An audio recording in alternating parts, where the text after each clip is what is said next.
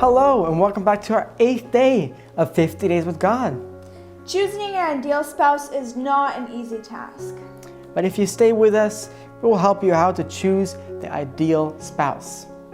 Dear friends, we would like to begin our series of topics related to counseling and prematrimonial counseling especially. My name is Stradan Petkov and I have dealing with prematrimonial and marriage counseling over 30 years, and I am very pleased to be invited and be part of this program. We would like to begin reading a Bible verse which is in Proverbs chapter 18 and there verse 22.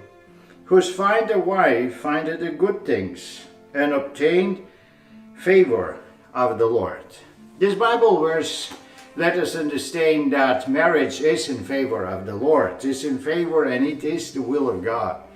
And it is nothing sinful nor shameful to have the desire into the other sex.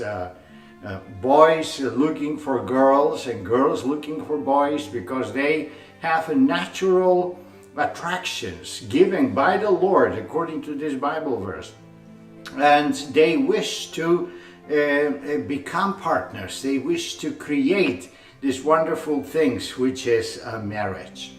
Of course, it is a question how to find a partner, how to find especially a partner that will be a blessing for you, that will be a good companion, a friend forever, until the death separates us, as Apostle Paul mentioned in his letter to the Corinthians.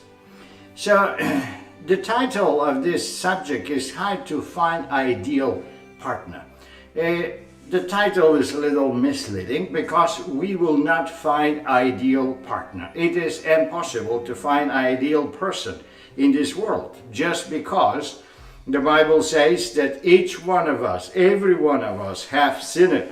For example, if we see the letters to the Romans, chapter 5, and there verse 12, it says, Wherefore as by one man sin entered into the world, and death by sin, and so death passeth upon all men, for that all have sinned.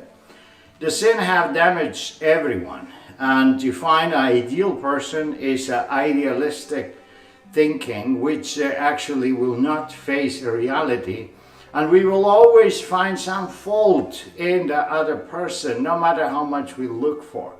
That's why the first things we need to understand in order to find a good partner is to know ourselves, to know our own values, to know our own priorities, our own understanding of things, and most and everything, our targets and ambitions for life.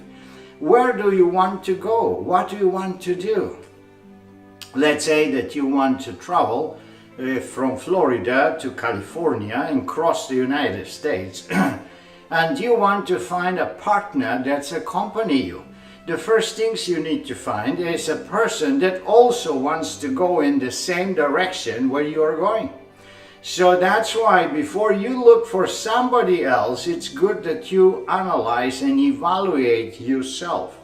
How do you evaluate yourself? How do you find your own goals and your own principles? It is sometimes very helpful to have a prematrimonial counseling. If you don't have, you may download tests in internet. They are free to download, and many questionnaires that will help you to find out who you really are and what do you really want from life and from your own future. How do you imagine your own future? For example, questions like this as what are you going to do if you know that you have only 3 months of life? That's a questions that will help you realize and try to find out which are the priorities for you. What are you going to do if you have only 3 days of life? Who are you going to call if you are in prison? Who are you going to call if you are sick and your life is have a limited time? This is also important to evaluate the friends and the people who surround you. If they really are the ones that you want, that they accompany you the rest of your life or not. So there is a parable that I want to share with you. It is about a porcupine, a little porcupine that have been walking in the forest and looking for friends. The porcupine come close to a bunny and say, "Hello, bunny, I want to play with you." But the bunny says, "Oh, porcupine, you have such a spine. You're dangerous," and the bunny run away. Oh, the porcupine was so sad. Then he found a fox, a little fox, and he says, "Fox, come and play with me," and the fox run away. And the porcupine was so sad because nobody wanted to play with him in the forest.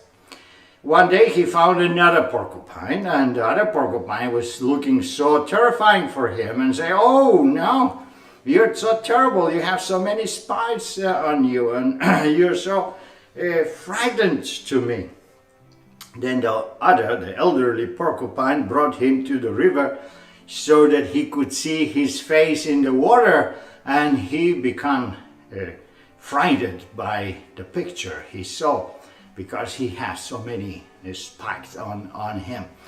So this is an interesting illustration how actually we're looking for other partners, and many times we are so sorry that they do not want to come closer to us. But maybe analyzing ourselves, we can find out which is the reason that we do not permit, or why they don't want to come closer to us. Maybe there is something we need to change first. We need to be prepared for marriage.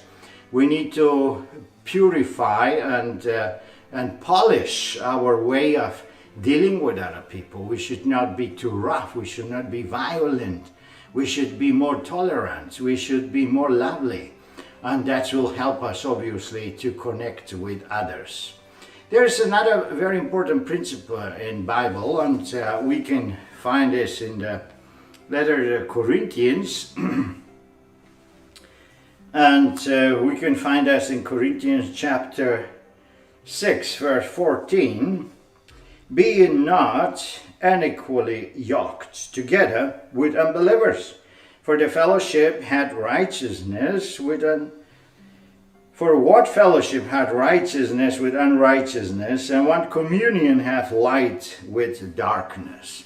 It's not only believer and unbeliever in this picture, but in general people need to come together if they have the same values, if they have a similar understanding of the world and what is the importance in life.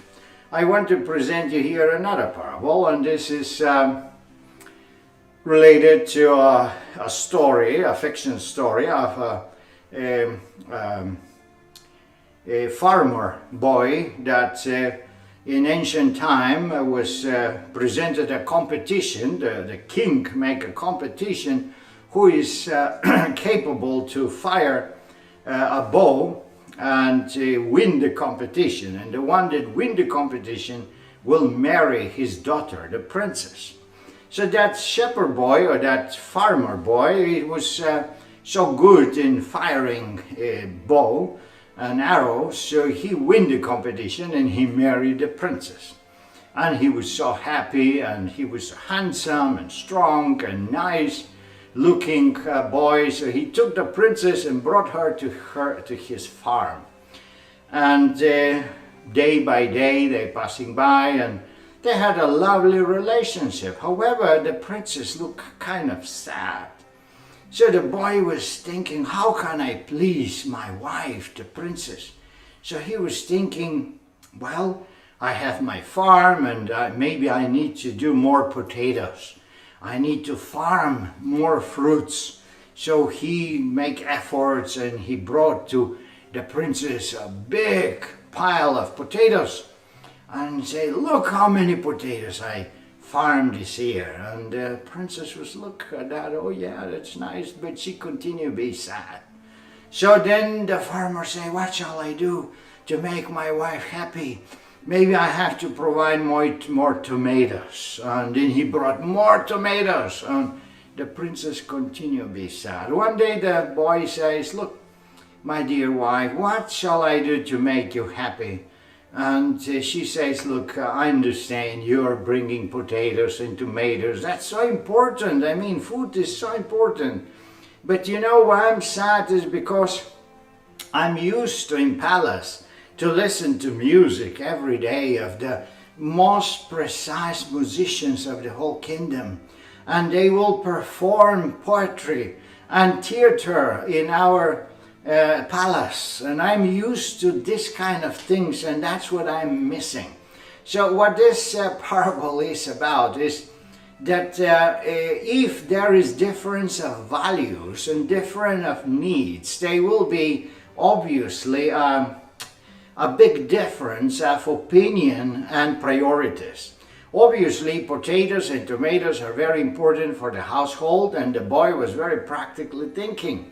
However, for the lifestyle of the princess, this was not what she was needing. And that's why it's so important before you marry with whatever person, when you look for a person, that person have the same values. And if you go to church, if you're a believer, if you're honest Christians, you look please for a person that believes the same thing, that goes to the same church where you go, that you have the same direction, that you all end up in California and not that one takes the road to New York and another goes to LA. So this will definitely be a challenge in the future in your marriage.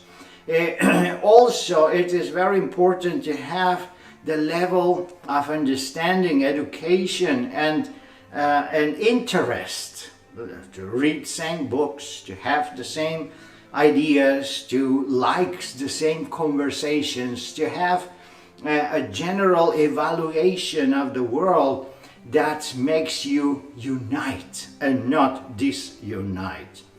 Another very important part of marriage is communication. You need to be able to communicate, and not only able, but you need to be pleased in communication. When you are together, you need to be happy to discuss things, to dialogue, to talk and to dream about things. That's a very important part. Today this is a kind of challenge because of young people used to use their cell phones and internet, and they prefer to chat, and they prefer to do it by phone, but not in real communication. Having the phone in between you and your girlfriend or boyfriend is not a good idea, because it does not allow you to know the real personality of the other person. If you dialogue personally, you can see the face, you can read the body language, and that is something that is a communication much more complete and much above the speaking language or the chat that is written. Through chatting and through the phone conversation, actually person is hiding himself from the other side. We need to understand also that because of the desire to present yourself in a better light, there is a lot of lies involved.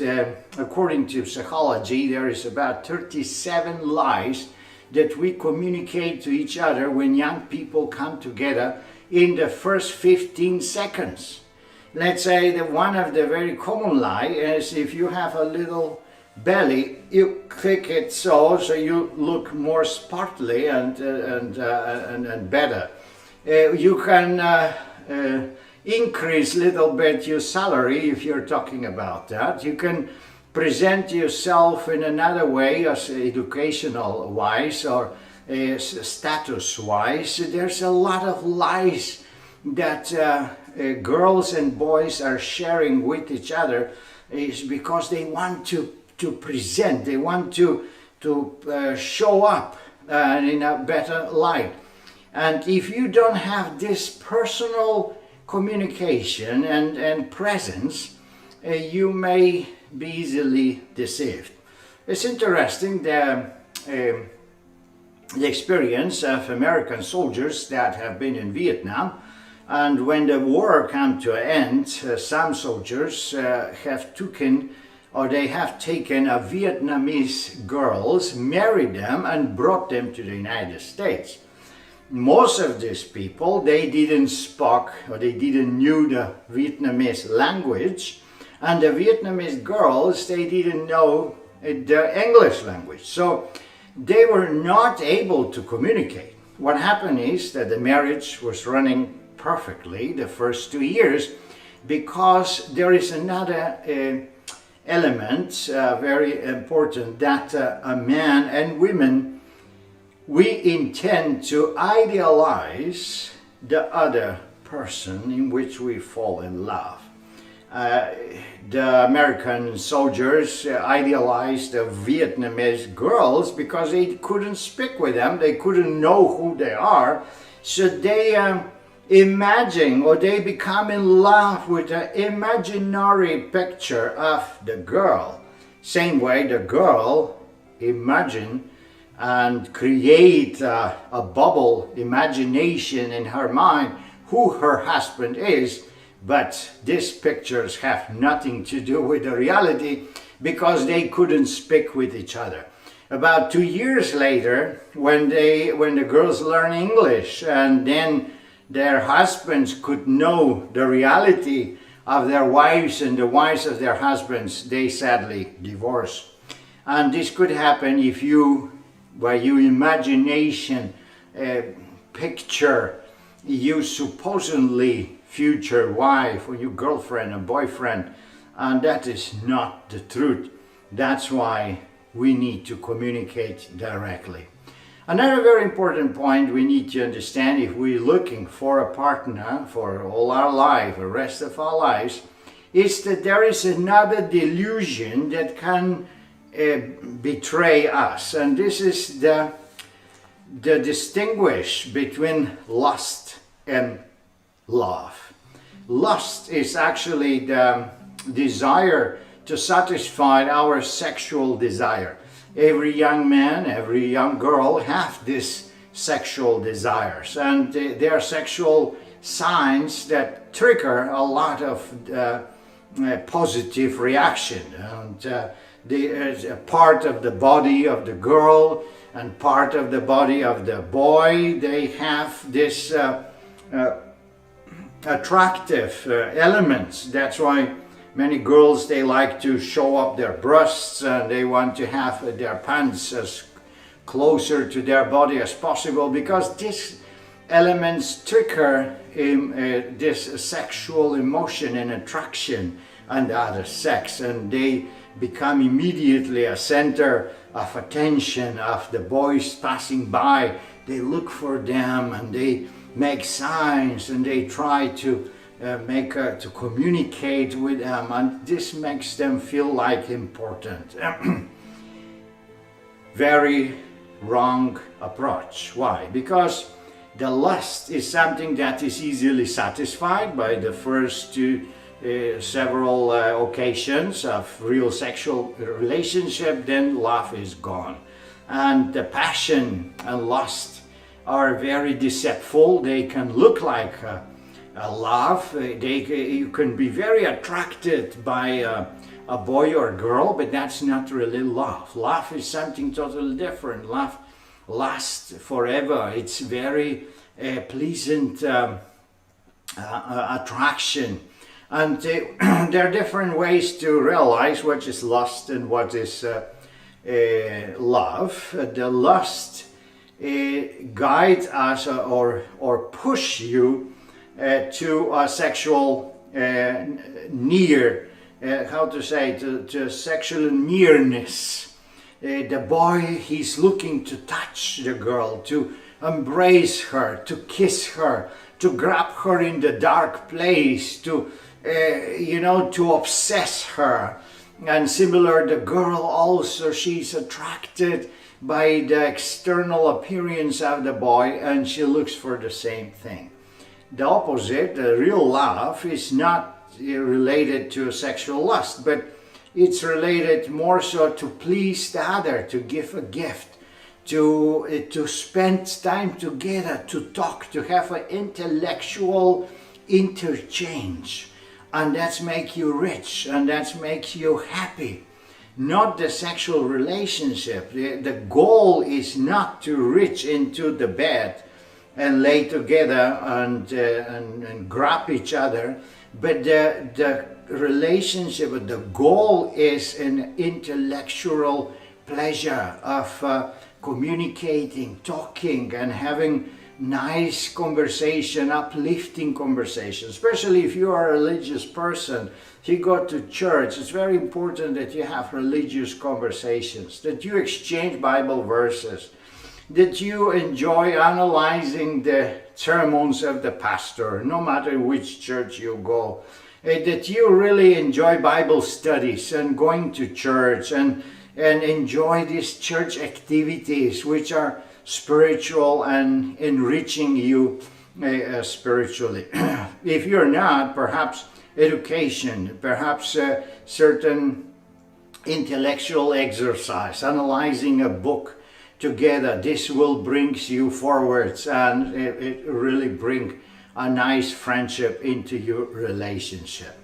Another very important point is what we already consider in Proverbs chapter 18. It says that to find a wife, it's a good thing, and obtain a favor of the Lord. To find a good wife is actually a blessing given by God. And in order to find wife, you need to also to involve God in your search, to involve the Spirit of God in your search. And how you do that? By prayer.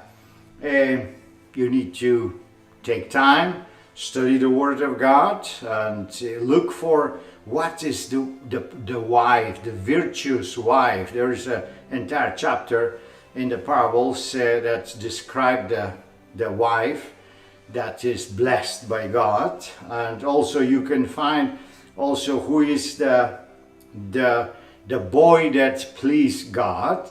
And this is also to be found in many places in the Bible, where the favorable kings of Israel, for example, are presented, and why God was pleased. Or Daniel, the book of Daniel, how he was a pleasant to God man. And then you build up a picture of what is good for the Lord.